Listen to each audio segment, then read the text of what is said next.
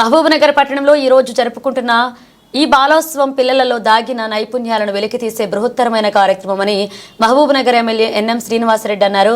మహబూబ్నగర్ పట్టణంలో బృందావన్ ఫంక్షన్ హాల్లో జరిగిన 3వ పిల్లల మర్రి బాలోత్సవ కార్యక్రమానికి అతిథిగా హాజరై కార్యక్రమాన్ని ప్రారంభించారు. ఈ సందర్భంగా ఆయన మాట్లాడుతూ చాలా మంచి కార్యక్రమాన్ని ముందుండి నడిపిస్తున్న నిర్వాహకులకు శుభాకాంక్షలు తెలియజేస్తున్నారు.